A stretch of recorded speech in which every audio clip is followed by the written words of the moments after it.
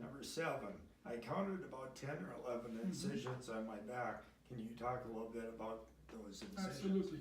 Now, for people who don't understand much about minimally invasive, even many of my colleagues, they think it's about size of the incision that makes this what we did minimally invasive. Whereas in the open surgery, we fillet you open. Here, we make incision and place those individual hardware and build the construct inside little by little.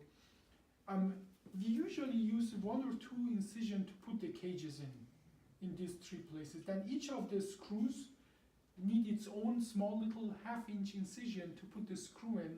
The bottom 2 screws usually use the same kind of hole to get in. And then we use another incision to put that rod in place here. So literally we make lots of little incision and build the construct inside of you without really disturbing the muscle and cutting the muscle and cutting the bone. And those little incisions, they heal much, much better than one big incision. The fact that we don't strip the muscle of the bone, we don't take the blood supply of the bone away, make the bone heal much faster. We just did a study. We have a rate of fusion that is unheard of in open surgery, as well as by keeping the muscle alive, that helps you recover much faster. Now, those little incisions as well are separated, meaning if one of them get infected, the others don't get infected. So the risk of infection is much lower. But at the end of the day, let's put it the number. I think the statistic is important.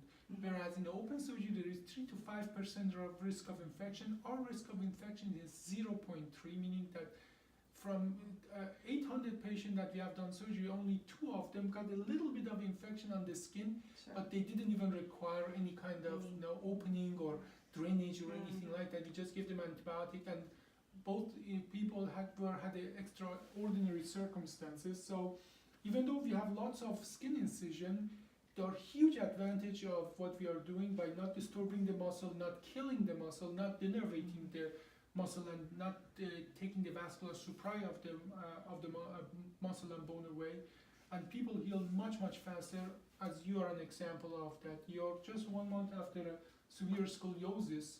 Usually after open surgery, this kind of result are expected within at least 3 to 6 months. Gee, that's Yeah. something. Yeah. You know, other than bruising on his back, he had pretty good bruising. Those incisions look great. Yeah. They didn't, And they that is, I healed think, so is nicely. important information Yeah. as well.